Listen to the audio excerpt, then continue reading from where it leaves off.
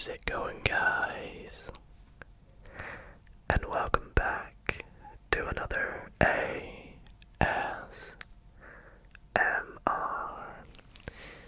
video and another ASMR maths themed video.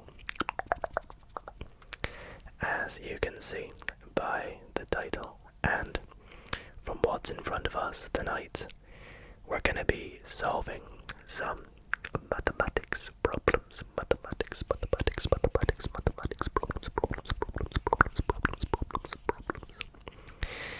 But in particular, tonight we are going to be doing some grade 5 maths problems, and I'm actually sitting what's called a math mammoth end of the year test.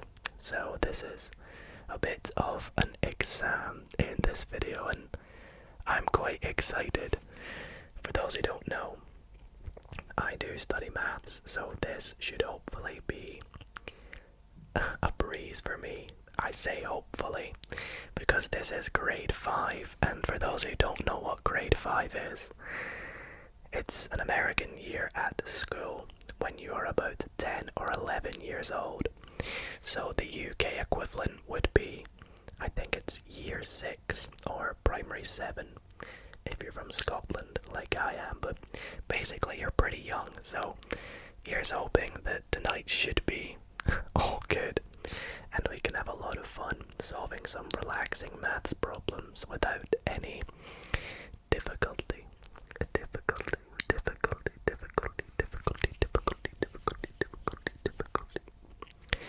And I hope this video comes to you guys well, as I hope and believe most of you are probably back at school right now, so I hope you are settling into school well. Best of luck with your studies if you are. And if you're studying maths, of course, I hope you do enjoy it. And I also hope that you guys do enjoy tonight's video, so if you do, then be sure to drop a big thumbs up to let me know. Subscribe if you're not already subscribed. And yeah, I'm very excited to do this because it's been a little minute since we've posted an ASMR maths video. And I know that you guys always love them, so I'm very excited to get into this. So shall we just get started? Why not? So, I found this paper online, so big shout out to Math Mammoth. I'll pop a link in the description to the website I found it from. And I've got my pen with me. Gonna be risky. I'm not gonna be using a pencil.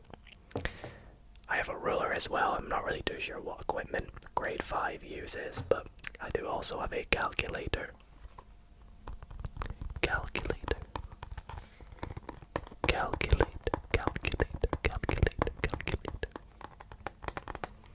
Although I see by question 1 we do not need it, but we might later on, so we'll have it beside us. But let us just get started, and this should hopefully be a nice long video, so I hope you guys can drift off to sleep or, you know, use this in any way that you like to help you relax or focus. So let's just get started. So question number 1, we are working with the 4 operations, which are of course adding, subtracting, multiplying, and dividing. And question 1 says to solve without a calculator. 1a and 1b, a little bit of division and a little bit of multiplication.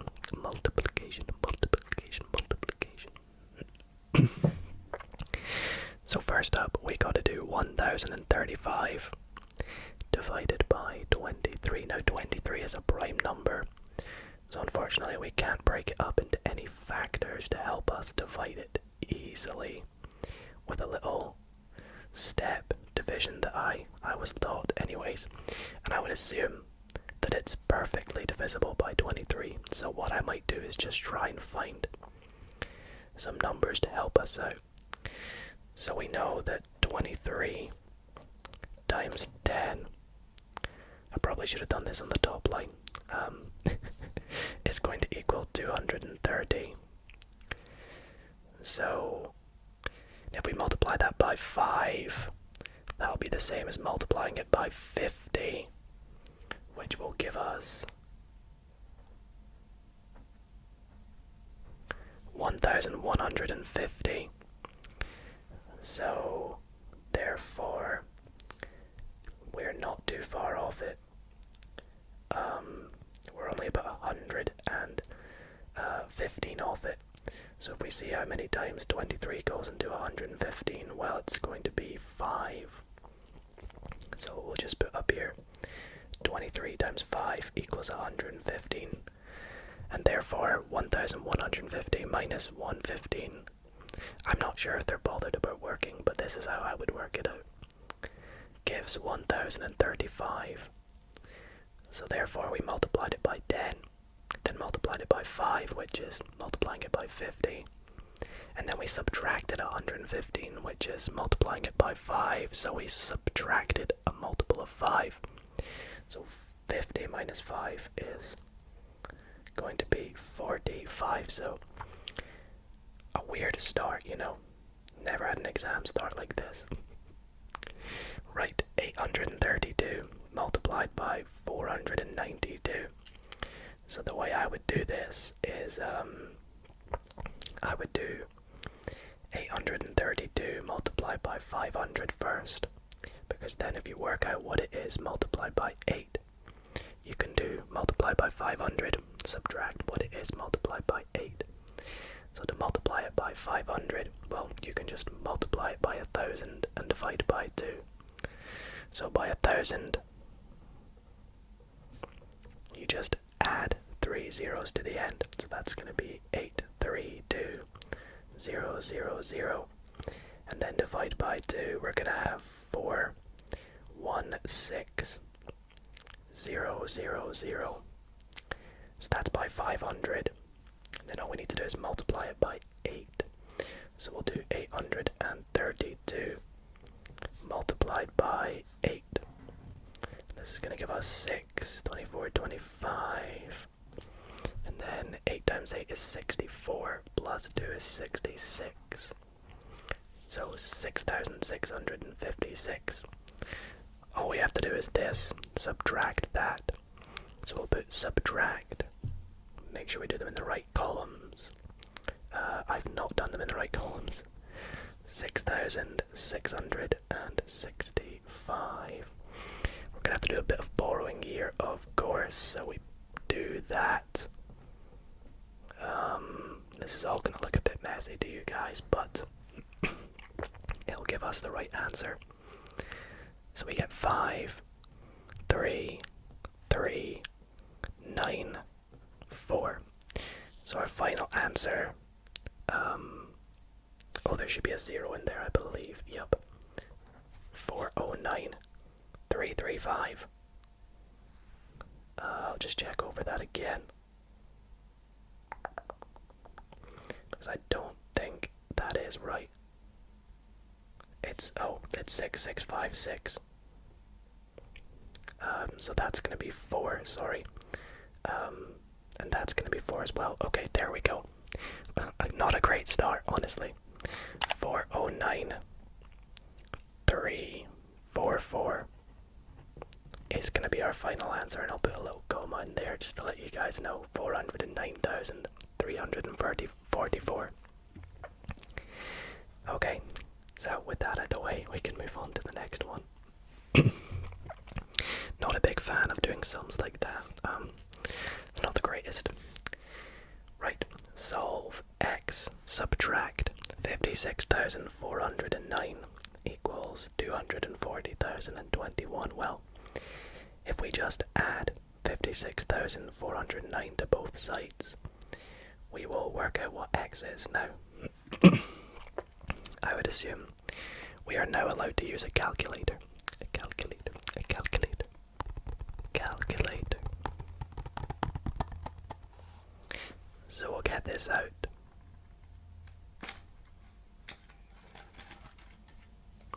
And here's my Casio calculator.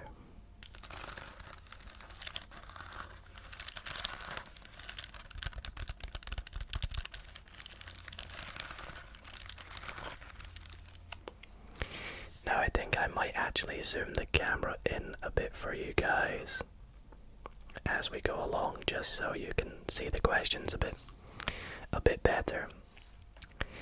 But for this question, we are just going to do 240,021 plus 56,409. And that's going to give us an answer of 296,430. Honestly, I could have probably done that without a calculator, but I felt to be right for the tingles and the trigger of the calculator. Thought it would be right. So that's all good. What have we got next? 7,200 divided by y equals 90. Well, all we have to do is multiply both sides by y to get that 7,200 is going to equal 90y. A little bit of basic algebra here. And then to solve for y, we just divide both sides by 90. So, I mean, it's pretty easy to see that it's just going to be 80. So 80 is going to be what y equals, so we will say that y is equal to 80. 8, 8, 8. And similarly here we have n divided by 14 is equal to 236. This time we multiply both sides by 14 and it'll give us what n is. I'm not sure if I should be using a calculator, but I'm going to for this. So what do we got? 236 multiplied by 14 gives us 3304. And that is going to be our final answer for that. Great. Okay. Moving on to questions 3 and 4. I think there's quite a lot of questions, by the way, so you guys are in for a treat tonight. So we've got write an equation to match this model and solve it. So we can see there's little segments of the letter y, and we can see the total distance is the value 600, or the total length. So that's the same as saying that 4 of y is equal to 600. So as an algebraic equation, we would say that this is simply 4y is equal to 600. Now we are asked to solve it as well. So we can solve it by dividing both sides by 4 to say that y is going to be equal to 150. And there we go, that's question 3 done. Question number 4 says place parentheses into the equations to make them true. Now if you don't know what parentheses are, they are basically brackets. And as you know, brackets are very important to make statements like this true. Because of course, 42 times 10, which is coincidentally 420, just write that below, is not going to be equal to 10 subtract 4 times 70, because of course that's going to give you a negative value. In fact, it'll give you negative 200, so we need to put parentheses in. And I think it's pretty clear that it's going to be around the 10 minus 4, like that.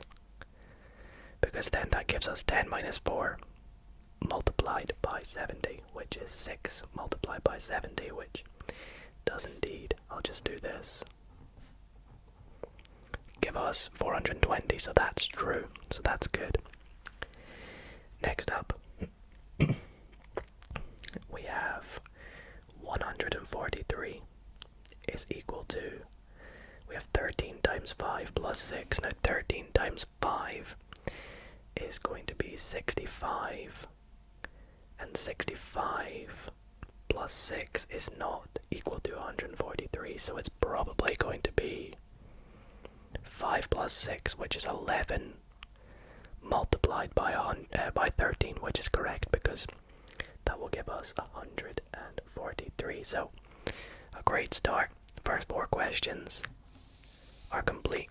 I'm hoping, we've not got anything wrong so far.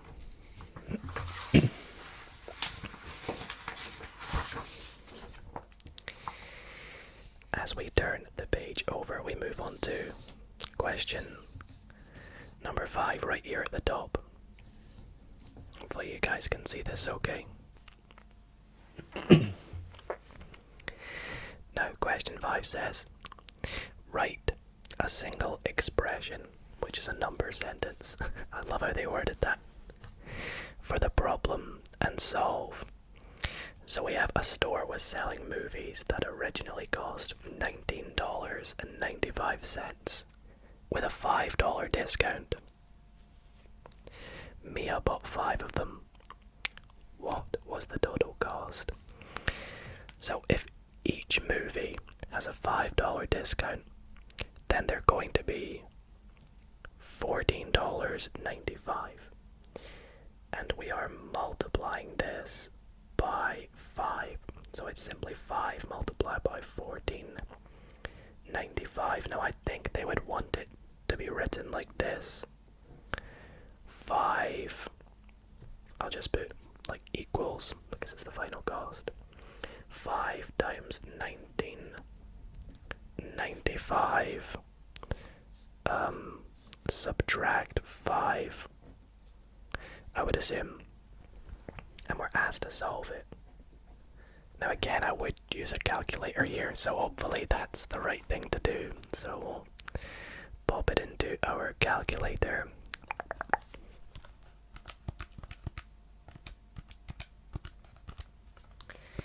And it is going to give us $74.75.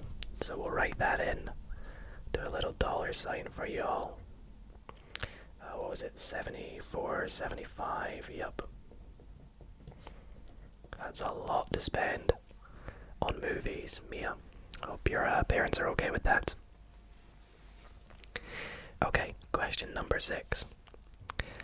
Is 991 divisible by 4? Why or why not? Now, I'm not sure if there's some particular reason. I don't think 991's a prime number. Trying to work out what it's divisible by. It's probably divisible by 3, I think. But I would just say no, it's not divisible by 4. Because it ends in an odd number, and all the factors of 4 are going to be even numbers. You got 4, 8, 16, 32. Because 2 is a factor of 4, you're always going to get an even number. So we would say no, because it's an odd number. It's an odd number. And every multiple of 4,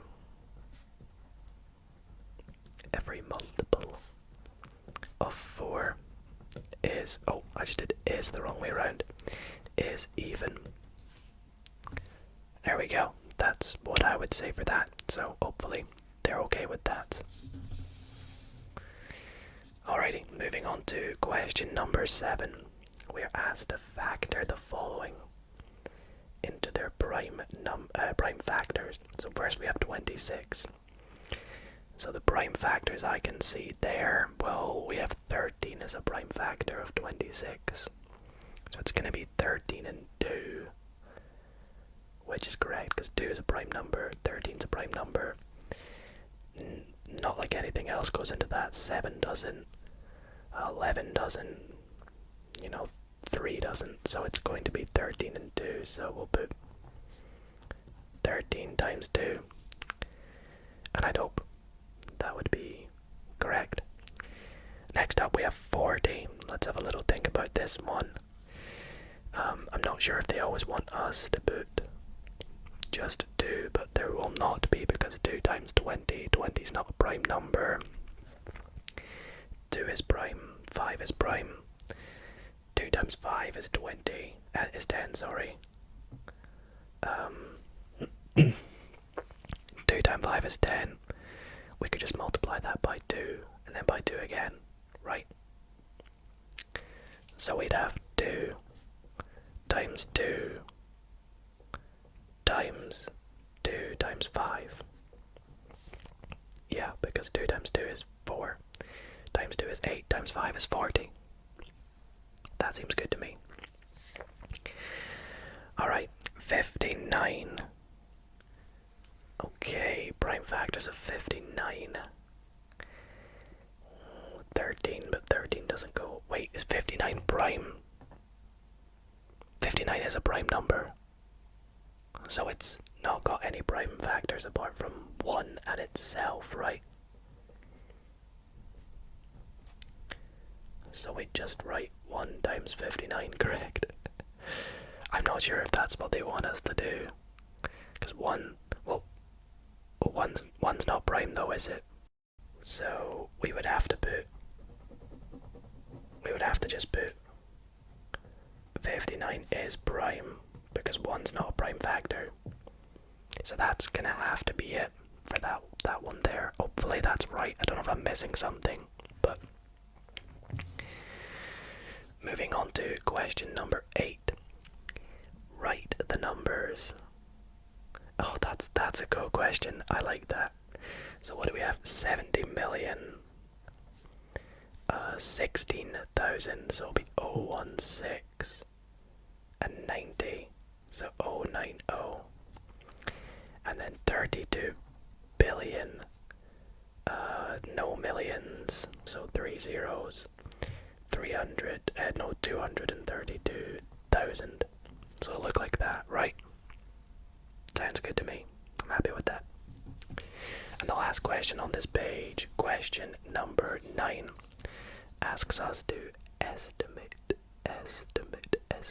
the result of 31,933 multiplied by 305. Well, I'd hope a good estimate would be just multiplying it by 300. So we'd do 31,933 times 305 is approximately, that's what that little symbol there means.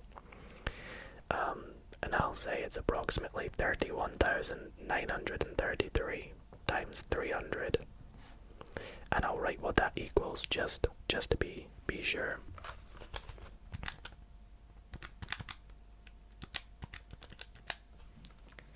So I can tell you guys it is 9,579,900. I hope that's a good estimate because, you know, it's such a large number. Even if you were to add another 5 of 31,933, it wouldn't impact that answer too much. So that will have to do, and I hope that that's acceptable. Acceptable.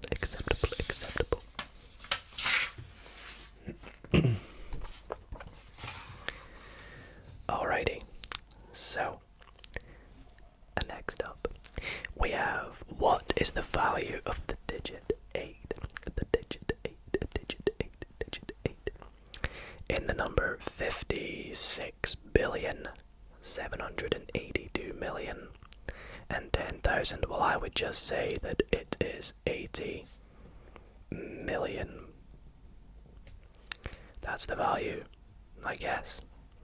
So hopefully that's good enough for them.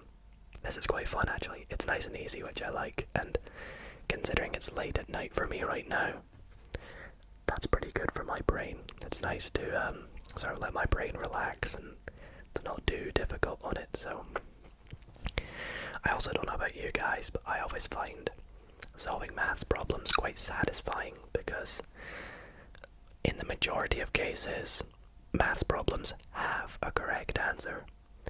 Now, of course, this is a test, so I can't confirm that they're all correct, but you'd hope that I'd get them all correct. So in answer and find that quite satisfying, quite fun, you know? Is that just me? I don't know. Maybe I'm a bit of a nerd. I don't know. Alrighty, question 11. Doing a bit of rounding here. It says round these numbers to the nearest 1,000, nearest 10,000, nearest 100,000, and nearest million. So we are going to have to the nearest 1,000 is going to be 593,000. To the nearest 10,000 is going to be 509. Oops, I'll make that a 9. 590,000. To the nearest 100,000 is going to be 600,000. And to the nearest million, well, it's closest to 1 million. So 1 million.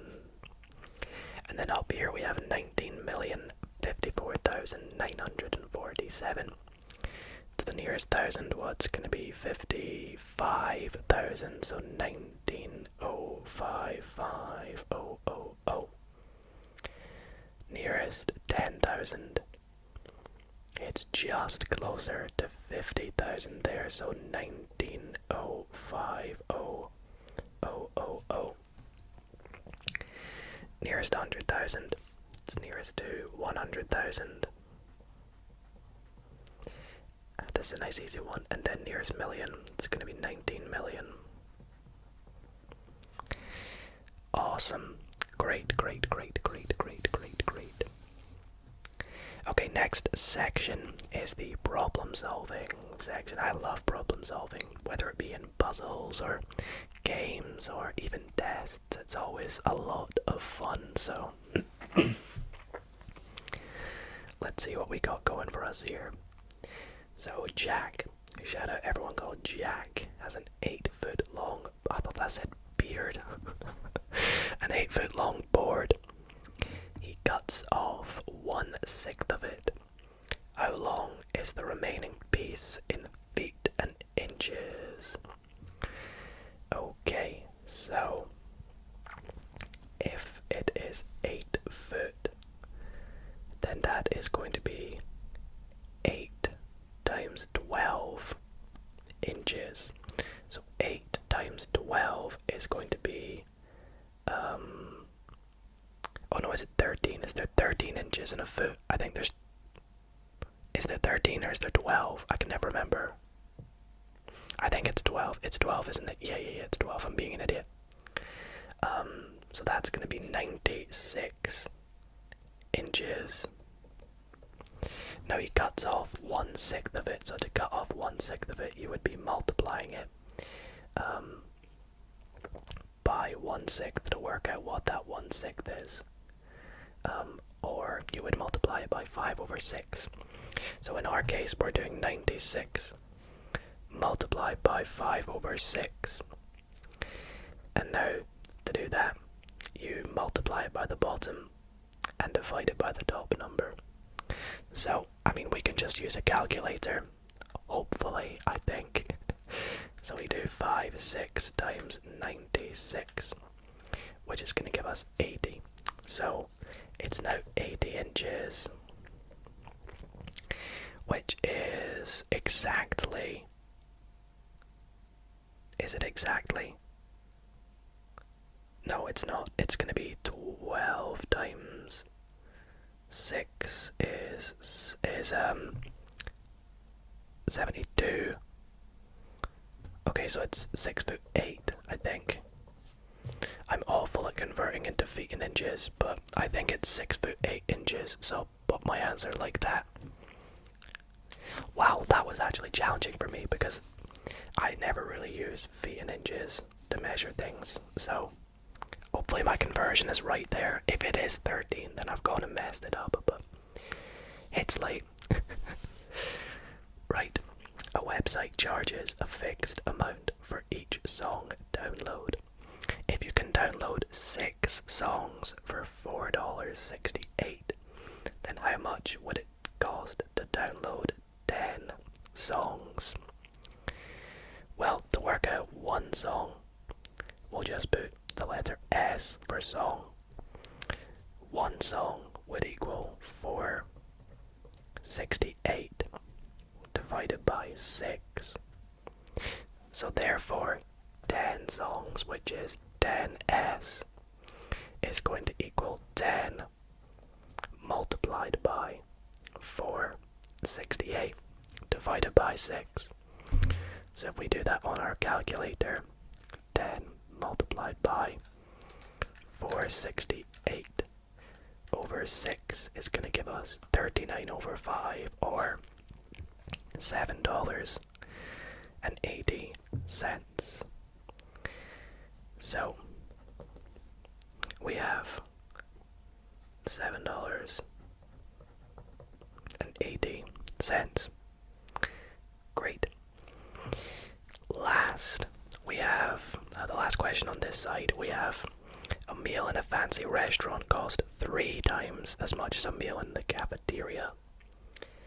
The meal in the fancy restaurant cost $36. In a 5-day work week, Mary ate lunch at the fancy restaurant once, and in the cafeteria the rest of the days. How much did she spend on lunch that week?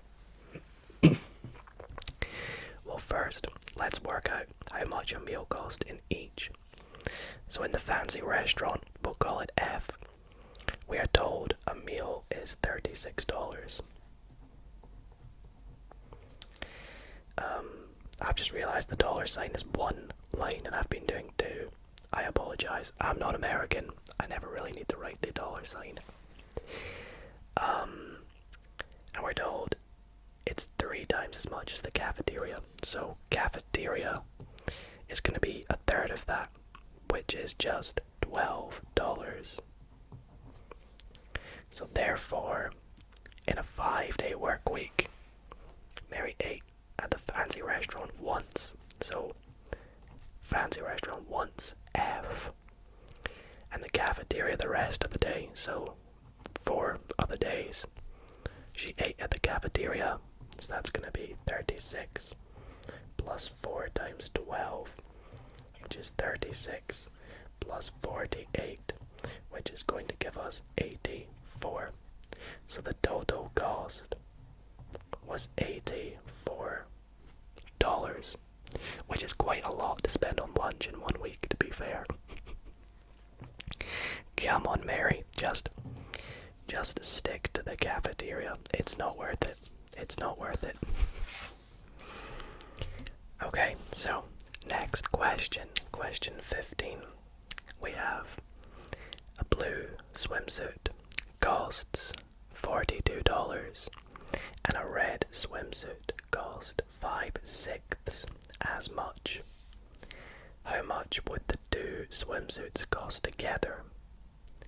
And then we're asked to mark the 42 in the bar model, mark what is not known with the question mark, and solve. Okay, so I think the way they want us to work this out is put 42 up here, put a question mark here, and we want to work out the question mark, which I'd assume is the number of individual boxes.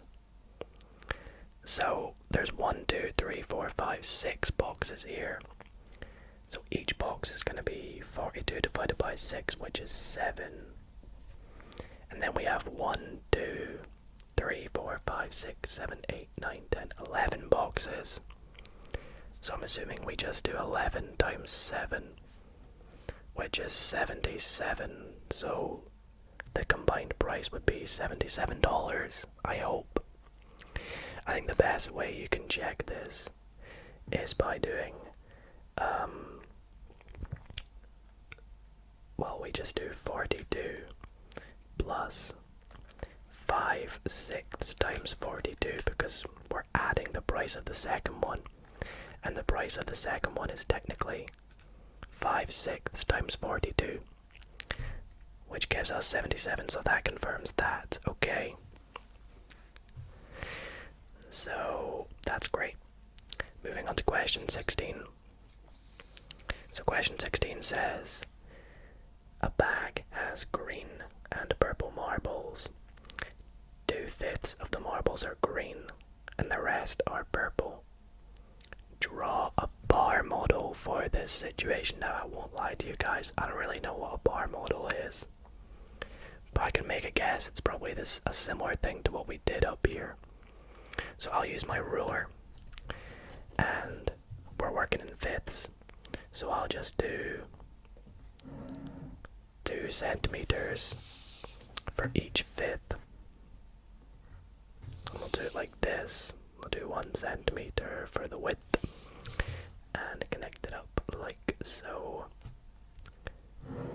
And then I will just divide it up into 2 centimeter quadrants like so. Nice, and that gets us nice even fifths. Now to save me writing out green and purple every single time, I'm just going to write a little key at the side that says G is for green marble and P is for purple, and therefore we can do G, G, P, P, P. So 2/5 green, 3/5 purple. I hope that's what a bar model is. And then part B says, if there are 133 green marbles, how many are purple? Okay, so 2/5 are 134. So we can work out what 1 is by dividing it by 2. So if we do 134 divided by 2, we're going to get 67, sorry. So then we do 67 times 3, which will give us how many are purple. I'll use a calculator for that. It's going to be 201, which is great, so that's how many are purple. Alrighty, let's move on to the last question on this side, which is question 17. Oh no, not Karen. Karen and Anne share the cost of a DVD that costs $29.90. So that Karen's being kind. She's paying 3/5 of the price, and Anne is paying 2/5 of the price.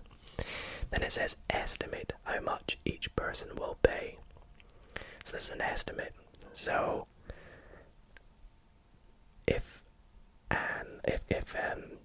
Karen is paying 3/5 of it, we could just round this to 30. So we'll say that $29.90 is approximately 30. So if Karen is paying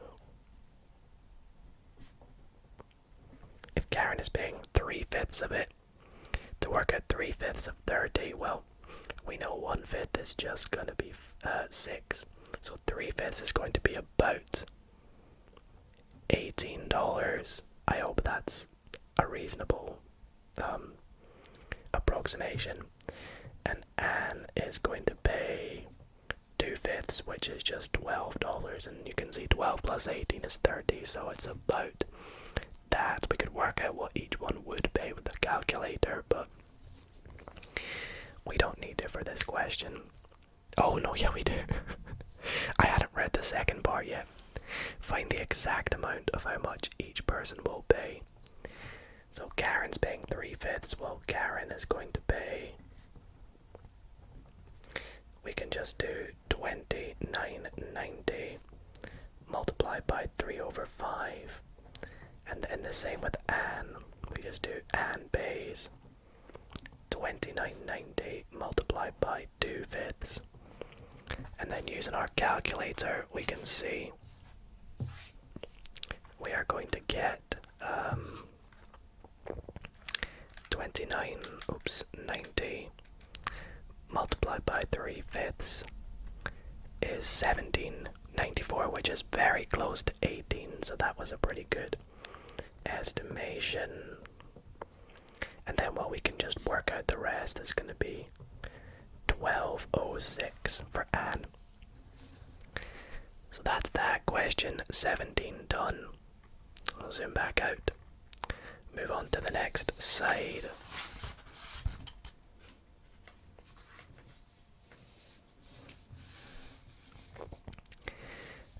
so actually I'll zoom back out a bit. So question 18 says we're working with decimals now. Nice, I love decimals. Write the decimals indicated by the arrows. Oh, okay. So I think we have 1, 2, 3, 4, 5, 6, 7, 8, 9, 10. Yeah, so each line is an indication of 0.0. Oh no, because this is 0.31. So each segment, each segment's going to be 0.01. So A is going to be 0.28, I believe.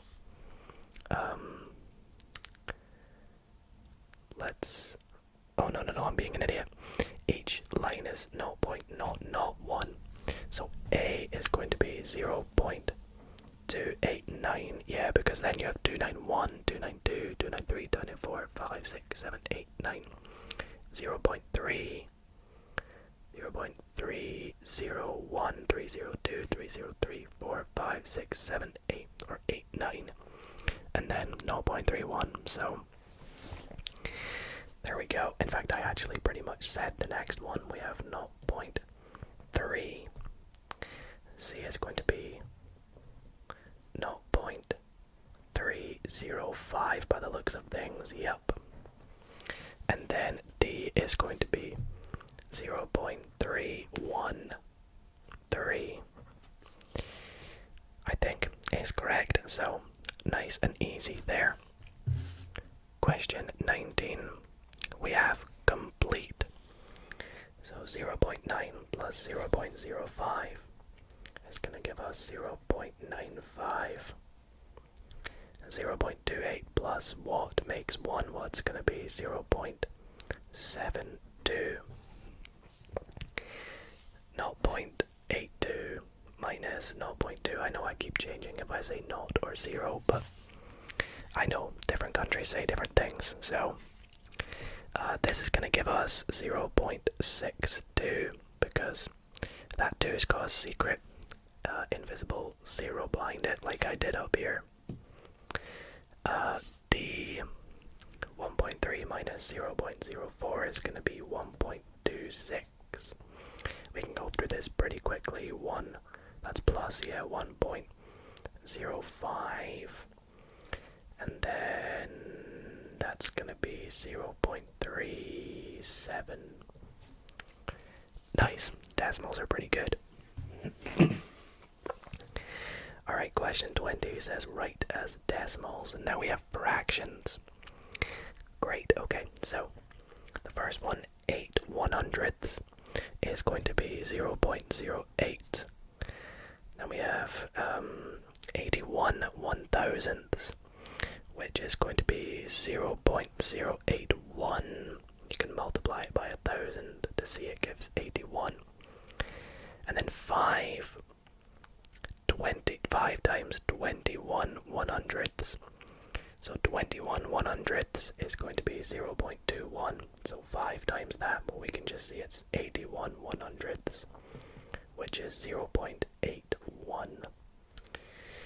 So that was a pretty good question, which is good. I hope that's how they want us to write that, and that they don't mean it. Oh no, I'm being an idiot. That's 521, so it's 5.21. Sorry, excuse me there.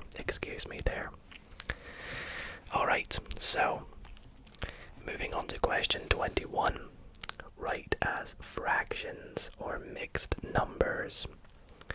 Okay, well, I guess we'll do this one first then, seeing as I nearly got it wrong. That's how it's written.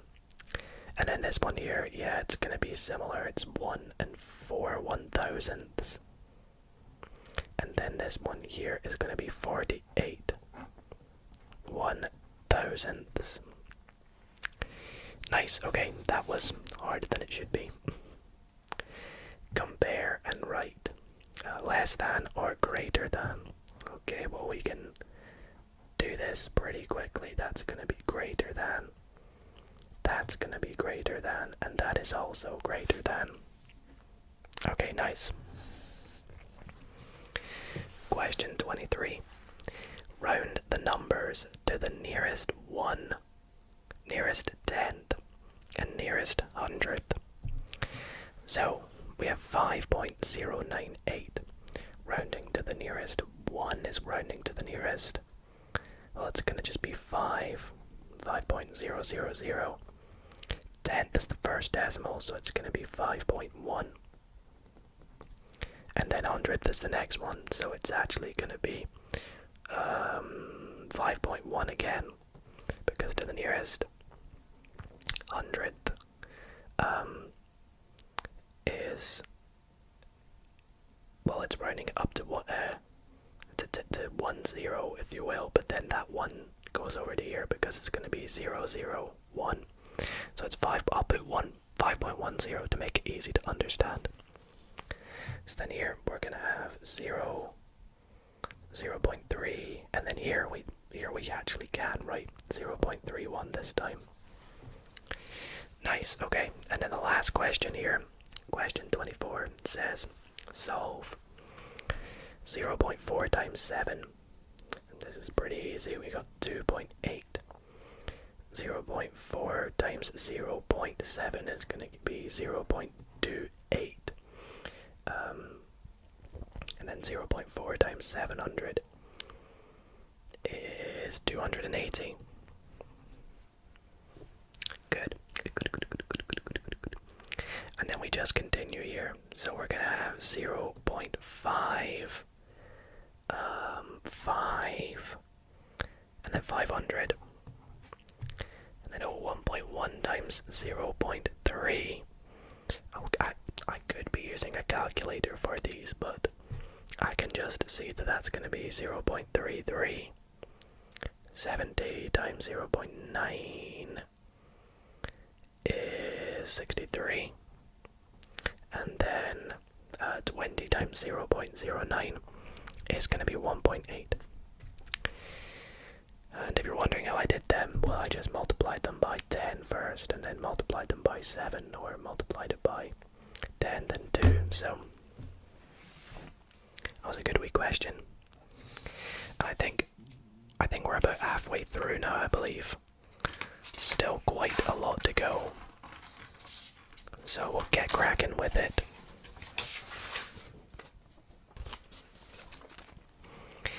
And on to the next one, to the next side. So question 25, still working with decimals here. This time we're doing dividing. So 0.36 divided by 6 is 0.06. I think I might just rapidly go through these because I'm quite good at them. It's going to be 0.8. That's going to be 0.03.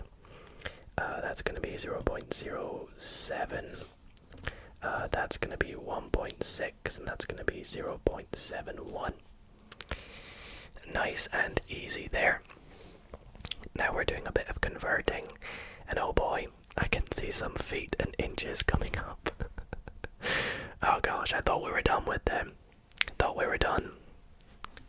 So 0.2 meters in centimeters is going to be 20 centimeters. So I think the key thing here is knowing, there's 100 centimeters in a meter, and that's kind of where the decimals get involved. You're basically multiplying this by 100 here, and equivalently here it will be dividing it by 100, so we get 0.37.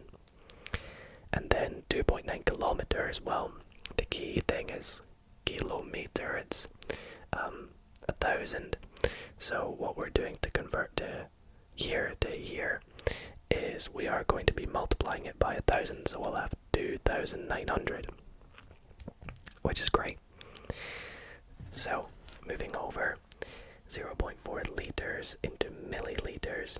Well, we know it's 1,000 milli, so we're gonna have 400. Up next, kilograms to grams, kilo again being 1,000, so we are multiplying it by 1,000, which gives us 3,500 grams.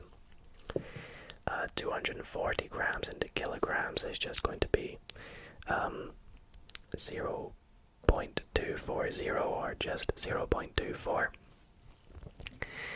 And then 56 ounces into pounds and ounces. So there are, how many pounds are in an ounce again? Is it 16? I think it's 16. In which case that's going to be 3 pounds and 8 ounces. Correct, I think. And then 74 inches into feet and inches. Well, we deciphered that there was 12 inches in 1 foot. So this is going to give us 6'2", and then 15c into QT and C. What's that? I don't actually know what that is. What's 15? What's QT? You know what? That might be one of the only questions I can't do. What is a QT? 15C, 15. Why don't I know what 1C is? Is this some sort of American thing? I think that means, what does that mean? I have no idea. Okay, you know what? I'm actually gonna leave that one blank because I don't know what 1C is. Maybe you guys, if you're still watching at this point, would let me know in the comments. That would be awesome. Alrighty. Moving on to question 27, so we've got some working space to do things here now. So, 2 liters of ice cream is divided equally into 9 bowls. Calculate to the nearest milliliter. Calculate to the nearest milliliter. How much ice cream is in 2 bowls? So, 2 liters of ice cream is divided into 9 bowls. So each bowl is going to have 2 divided by 9 liters. Which is that many liters, but we want to work it out in milliliters.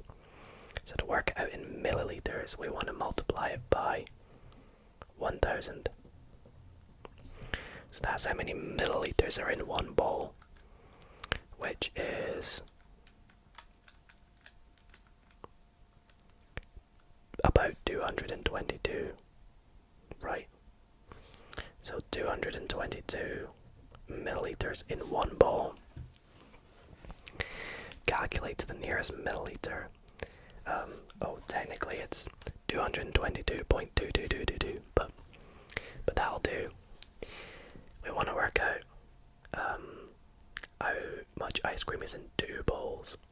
So in 2 bowls we just multiply that by 2, which gives 444.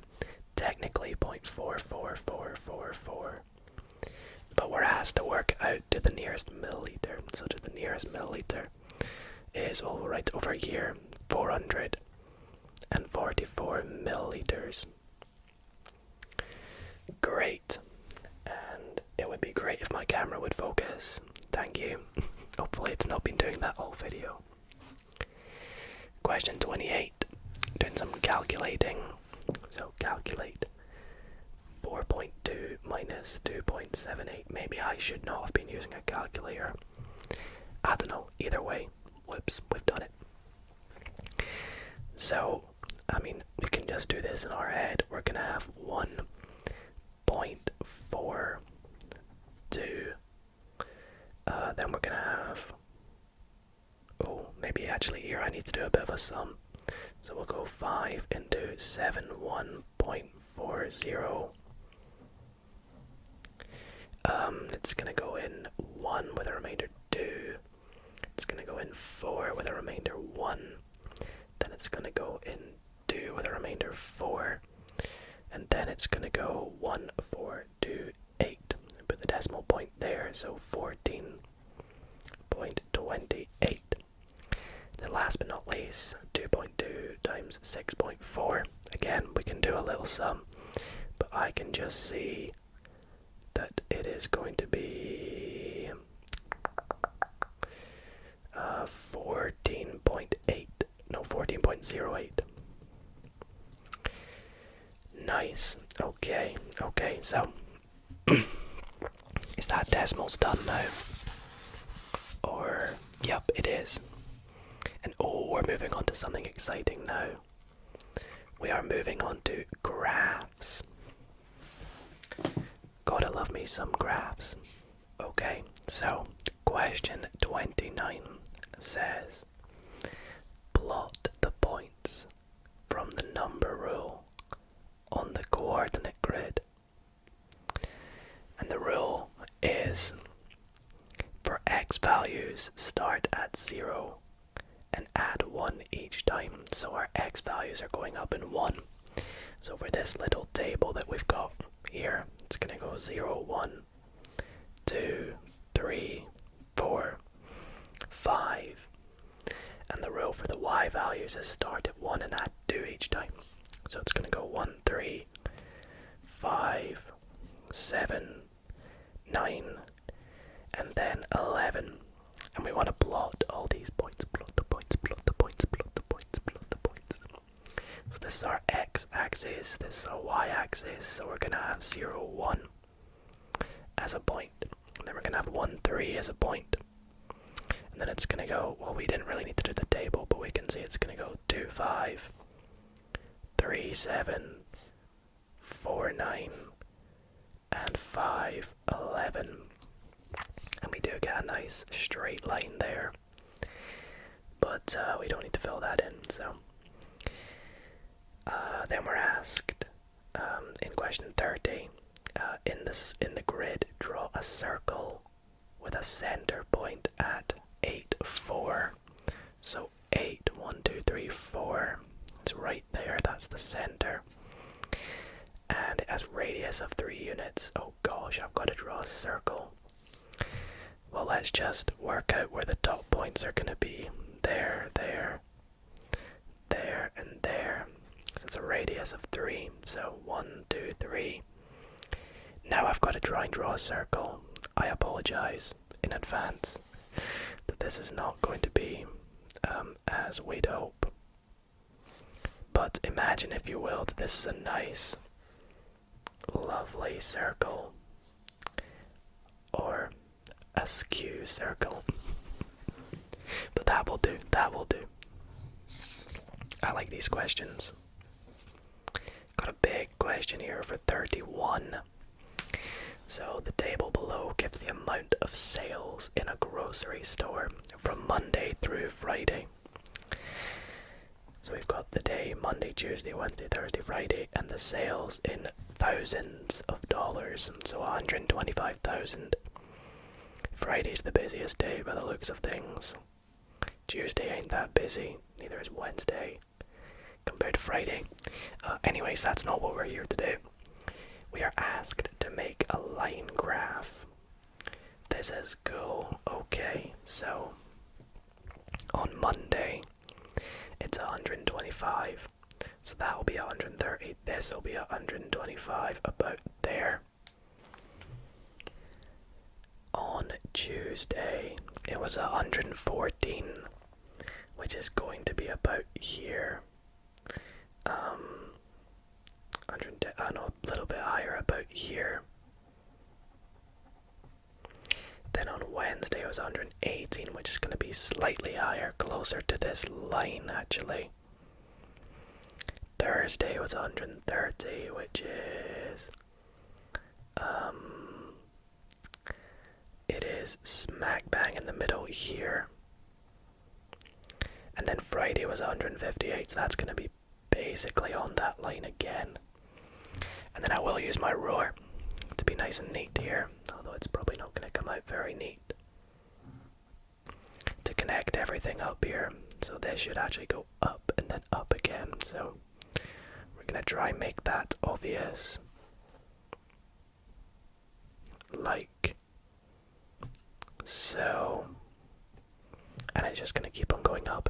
So what we can actually decipher from this graph is that, you know, the busy periods are towards the end. We could predict that it would just go up because of the weekend, but we won't make any guesses like that. And then calculate the average daily sales for this period. So the average, I would assume that they're implying that that would just be the mean. So to work out the mean daily sales, well, we have 5 days if we just add up the total. So we would do 125 plus 114 plus 118 plus 130 plus 158, and then divide everything by 5. That will give us the daily sales. So let's do that. So we're going to have 125 plus 114 plus 118 plus 130 plus 158 divided by 5 gives us an average daily sales of $129,000. Need to remember that it's in thousands of dollars. Okay, awesome. So that's question 31 on graphs. I wonder if we have more graphs coming up.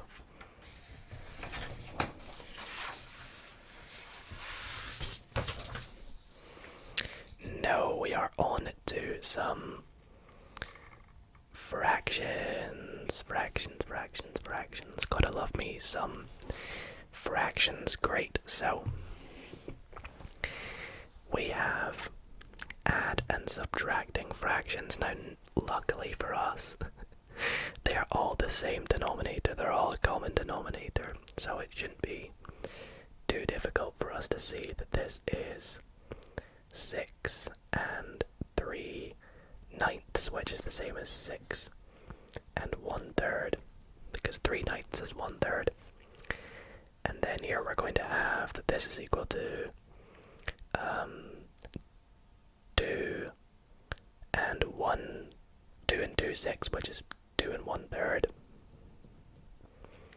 Again, a little bit of simplifying for you guys as we go.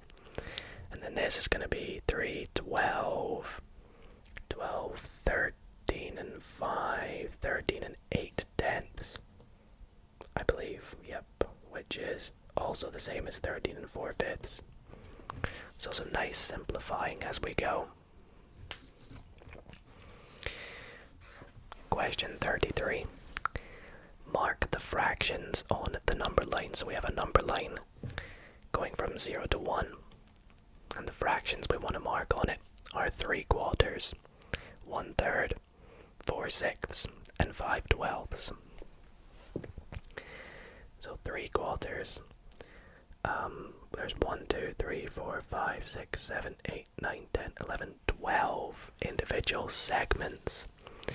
So 3/4 of 12 is going to be, what is it going to be? It's going to be 9. So 3/4 is going to be the 9th line, which is up here. 1/3 is going to be of 12. It's going to be the 4th one, so it's going to be this one here. 4/6, so it's going to be at the 8th one. And then 5/12 is at the 5th one, right there. So that wasn't too bad. Question 34. If you can find an equivalent fraction, write it. If you cannot, cross the whole problem out. Okay. So 5/6 converting to 20. So there actually will be an equivalent fraction for this one. So we can work this out as we divide this by from 6 to 20. We divide this by... Or maybe this one doesn't. I think what they're trying to do is tell us that this one doesn't have 1, because all these other ones we do. Like to get to 7 to 28, you times it by 4. To get from 3 to 15, you times it by 5. To get from 2 to 6, you times it by 3. Technically we could convert this, but what I think they're implying is that we can't do this one. We could, but I think this one's implying that we can't. So here we're going to put an X. And then see, from here, to get to 7 to 28, we multiply by 4. So we're going to have 8. Same here, we're multiplying by 5, so we're going to get 40. And then here we're multiplying by 3, so we're going to get 27 as the denominator. Alright, question 35. Find the errors in Mia's calculation and correct them. So, I need these to have the same denominator. Okay, so 2/5, that's correct, plus 2/3, which is correct, is the same as 2/15.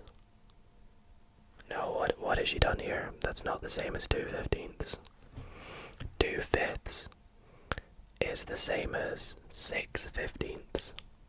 So I think what we're meant to do is correct that to 6/15 plus 2/3 is not the same as 2/15. She just kept that as the same.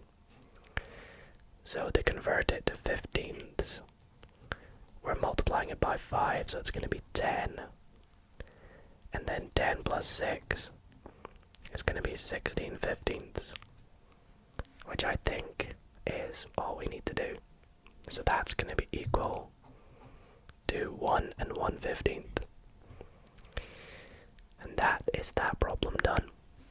Alrighty, so I just took a little break to have something to drink before we continue on, because this is actually turning out to be, a lot longer than I thought it would be, but that's good. I like making long ASMR videos for you guys. So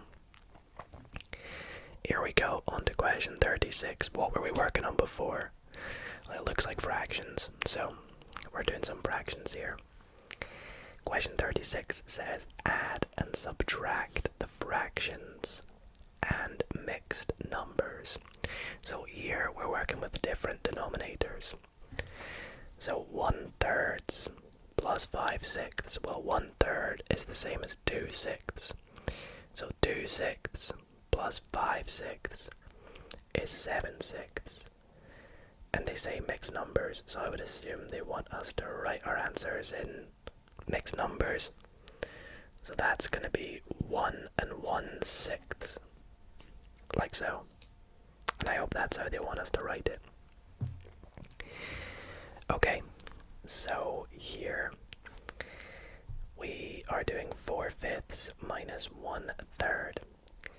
So we're going to have to convert these to have the same denominator. So the lowest common denominator is going to be 15. So we're going to have over 15 minus over 15. Multiply this by 3, so we get 12. Multiply this by 5, we get 5. So we get 7 over 15 should be the answer here, which can be a mixed number. So, however, here we're actually working with mixed numbers, as you can see. So 6 and 1/8 minus 1 over, a half. So a half is going to be 4/8. So 6 times 8 is going to give us 48. 48 plus 1 is 49 over 8. Subtract, we said a half was 4/8. So that's going to give us 45 over 8, which is equal to 5 and 5/8, which is good. So moving on to the last one here. This time the lowest common denominator is going to be 18. So we're converting to 18 here. We have 6 times 9, which is 54, plus 7 is 61, plus over 18, multiplying by 9 for that one. So 3 times 9 is 27, but then we're plussing a half. Oh, no, excuse me. So this here is actually going to be 7 over 2. So we're doing 7 multiplied by 9, which is 63, excuse me. So now we're going to have 124 over 18. Oh gosh, can I work this out without using a calculator? It's going to be... What's it going to be here? Have I made a mistake? Let's see. That's going to be 54, 61. Yes, I have. It's not over 18. Sorry, that's 61 over 9. I converted that too quick. So that's actually going to be 122 over 18. So now we have 185. Excuse me for that one there. That was a balling from me. And now we can see it's 10 and 5/18. I thought I had made a mistake because I don't remember multiplying this one after. So that's good. Sorry about that. But 10 and 5/18 gets that one done. Very good, very good, very good, very good, very good. Question 37 next. You need 2 3/4 cups of flour for 1 batch of rolls. Find out how much flour you would need for 3 batches of rolls. So for 1 batch of rolls you need 2 3/4, and for 3 you would need 2 3/4 times 3. Now 3 is the same as 12 over 4. So we'll write that as 12 over 4. And we can convert this here to a top-heavy fraction. So we're going to have 11 over 4. And then here we just do our multiplication to get 132 over 4. Which is, let me work this out, 8 1/4, I think. Apologies, I just found a mistake. It should be 16, but we got 8 1/4 in the end, which is good. On to question number 38. We have compare the fractions writing less than, equal to, or greater than in the box. So 6/9 to 6/13 is going to be greater than 6/13 compared to a half is going to be less than, because that would be technically 6.5. And then 5/10 to 48/100 is clearly greater than. 1/4 is equal to 25 over 100, and then 5/7. I think it's just greater than, but it's pretty equal. Question 39. Simplify the following fractions if possible. Give your answers as a mixed number when you can. Okay, so really quickly we can see that this is going to be 1 6/15. And that's, oh no, that's, I don't know what I'm doing here. We can simplify this straight off the bat by a common factor of 3. So we get 7/5, which is 1 and 2/5. My apologies, my apologies. 29/36. 29's a prime number. So I don't know if... Am I missing something? Because I don't think that can be simplified. Am I being stupid? Is it just too late for me? 29/36. I don't think that can get simplified. Maybe that's a printing error, I don't know. Then we have 42/48, which of course can get simplified with a common factor of... It's not 2. Is it? What is it? What is it? What is it? What is it? What is it?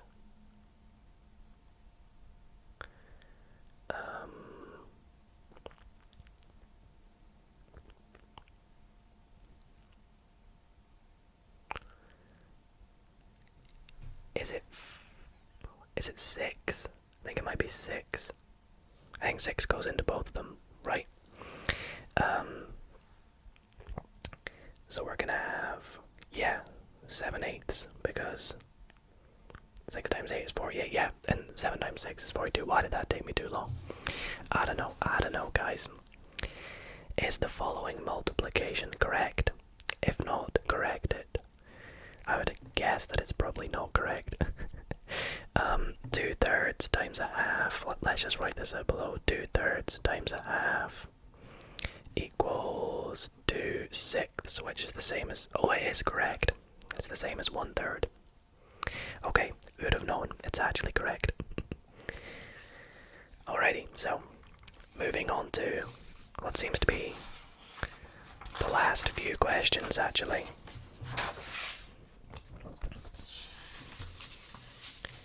We have question 41, which says, multiply the fractions and shade a picture to illustrate the multiplication. So we got 5/18, and hopefully they've divided that into 18ths. It's probably going to take me a while to shade it, so I'm just going to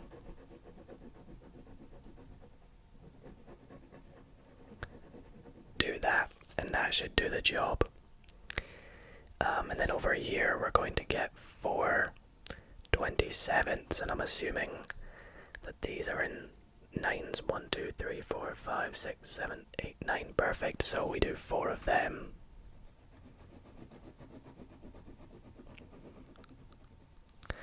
Great. Like so. That'll have to do. That'll have to do. If I had a pencil, I'd probably shade it in more, but how many quarter feet pieces can you cut from a string that is 15 feet long? So, how many quarter feet pieces can you cut from 1 foot? Well, 3. So 3 times 15 is going to be 45. So you can cut 45 pieces. Right? No. I need to be careful here because this is feet. A quarter foot. Oh no, a quarter foot is 3. So, oh no, honestly, it's too late. You can cut 4 quarter pieces. So 4 times 15 is going to be 60. Let's zoom back in for you guys. We're getting to the end. 43. 3 people share half a pizza evenly. What fractional part of the original pizza does each one get? So if 3 people are sharing half the pizza evenly, what fractional part of the original pizza does each person get? They are going to get 1/2 divided by 3. Which is the same as 1/2 multiply... Oh, no, I mean... Well, that is the same, yeah. 1/3 multiplied by 1/2, which is going to be 1/6. So each person gets 1/6 of the pizza. And you can see, yeah, because 3 of that is 3/6, which is a half. which is half the pizza. Nice. Question 44. Solve. Give your answer as a mixed number and simplify to lowest terms. Okay, so 7 over 6 times 9 is going to be, we're going to get 63 over 6. Giving your answer as a mixed number. So that's going to be 10 and 3/6, which is 10 and a half. Then 1/7 divided by 3 is going to be 1/21. And then C, we've got 4 over 5 times 3 and 2/3. I'm going to rewrite this as 4 over 5 times 11 over 3, which is 44 over 15, which is equal to just under 3. Sadly, it's going to be 2 and 14/15. And last but not least, 2 divided by 1 over 9 is the same as a half times 1 over 9, which is 1 over, oh no, excuse me, it's 2 multiplied by 1 over 9, which is, oh no, it's just 2 multiplied by 9, which is 18. There we go. Yeah, 2 multiplied by 9, 18. Okay, yes, my favorite. Little bit of geometry to finish off the video by the looks of things. So, question 45 says, measure the sides of the triangle in inches and then find its perimeter. Okay, luckily my ruler has inches, so we'll measure it. So this side is going to be, wow, it's not very precise, but it's going to be 2.75, I think. I'm trying to get it accurate. That's weird, it's not actually bang on. Maybe I printed it out to the wrong dimensions, but it's about 2.75 inches. I hope. The bottom is, oh, there we go, that's nice. 5.25, so this must be printed right. And then this side is about, I shouldn't be using the word about, but it's quite awkward. It's 3.125, I think. Yeah. 3.125. Obviously working in inches. So therefore its perimeter, what I'll just call B, is going to be 811.125. Which I hope is good enough. Moving on to question 46. Below you see 2 triangles and 2 quadrilaterals. Classify the triangles according to their sides and angles, and then name the quadrilaterals. Well, A, we have an isosceles triangle, but we want to do it by angles as well. So it's going to be an acute isosceles triangle. Isosceles triangle. B is going to be a rhombus.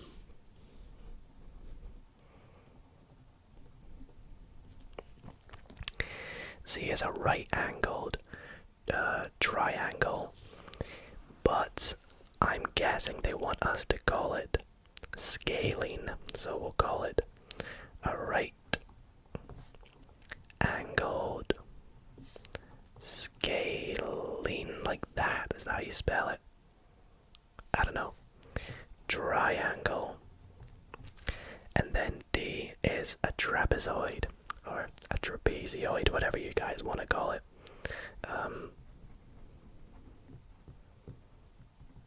Like so. Very nice. Moving on to question 47. We have a square has a perimeter of 12 meters. What is its area? Well, if it's a square, each side is going to be 3 meters. So its area is going to be 3 times 3, which is 9 meters squared. A square has an area of 5 foot squared. What is its perimeter? Well, area, that's going to be length squared, which is 25. So the length is 5. So then 5 times 4 is 20 feet is the perimeter. And then moving on to question 48. We have, is a square a trapezoid? A trapezoid? Well, yes, it technically is, because it has one pair of parallel sides, which is what a trapezoid is. Like you can see, back up to here, these two sides are parallel, and that's the only requirement for a trapezoid, so we would say yes, as it has a pair of parallel, oops, missed out now, parallel sides. We'll put a little comma. There we go. Very nice. And we go on to the last side of questions.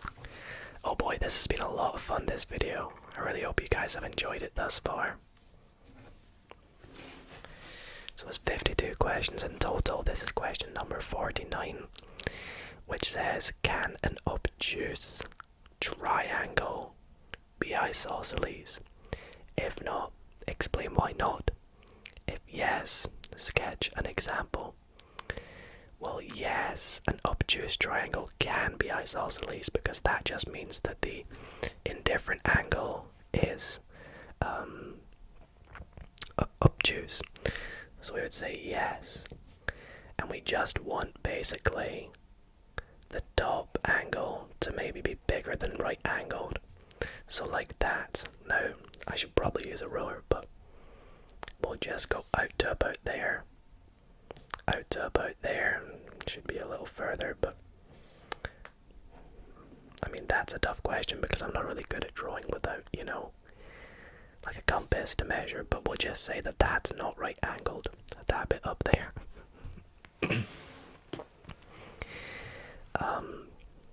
I should probably label the angles.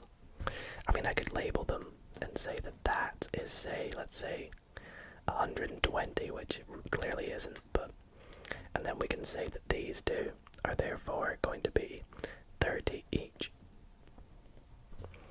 And that should hopefully do. Question 50, draw a right angled triangle with 5 centimeters and 7 centimeters perpendicular sides. Okay, so let's draw it this time because we're working with right angles. So if we draw it, oh, we've got a lot of space down here actually. With 5 centimeters and 7 centimeters, so obviously this is not to scale, but this is going to be our 5 centimeters side. It's going to be our 7 centimeters side. It's of course right angled. Find its perimeter. Oh wow, are they wanting us to do Pythagoras on this question? That's crazy. Okay, so we want to work out this side. So we're going to have to do Pythagoras. Surely 5th graders don't do Pythagoras, right? So x is going to be the square root of 7 squared plus 5 squared, which is going to be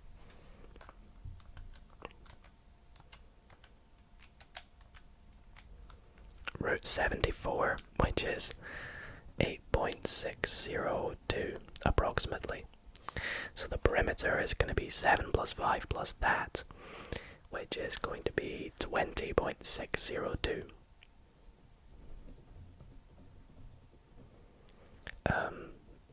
Centimeters. Measure its angles. They are... Oh, I was meant to use some sort of protractor or something for this. Oh well.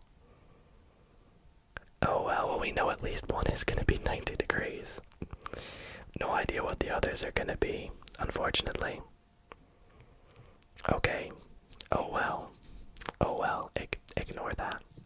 I mean, we could use like the sine rule and things like that, but I can't remember them very well, so we'll have to just assume that 5th graders would be given the equipment to do that. But anyways, question 51.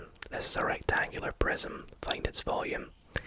We just do 10 times 5 times 4, which is 50 times 4, which is going to be 200 centimeters cubed.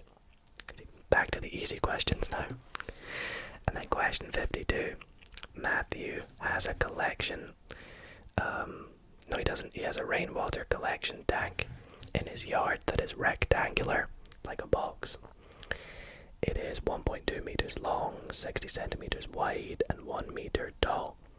Find the volume of the tank in cubic centimeters. Well, 1.2 times 0.6 times 1. Just using a calculator. I mean, we can easily tell. It's going to be 0.72 meters cubed. And then part B, after a rainy night, the tank was about 1/3 full. How many liters of water were in the tank? 1 cubic meter is 1,000 liters. Okay, so 1/3 of the tank was full. So 1/3 of 72 is 0.24. And then we want to multiply that by 1,000. I mean, we don't need to use a calculator to know that it's 240 liters. And that is the last question. So, that is us completed the grade 5 Math Mammoth end of the year test. That was a lot of fun, and I really hope that you guys did enjoy this video. If you did, then be sure to show your support by dropping a big thumbs up to let me know. I had a lot of fun making this, and I hope you guys did enjoy this super long ASMR maths video. Let me know if you want to see more things like this in the future, and if so, what kind of things you'd like me to try. I mean, this was pretty easy compared to the stuff I usually do, so maybe we gotta try some more advanced stuff next. But I hope you guys did enjoy. Be sure to like and subscribe. Appreciate you all watching. Hope you enjoyed. And I'll see you all in the next video. A good night, guys.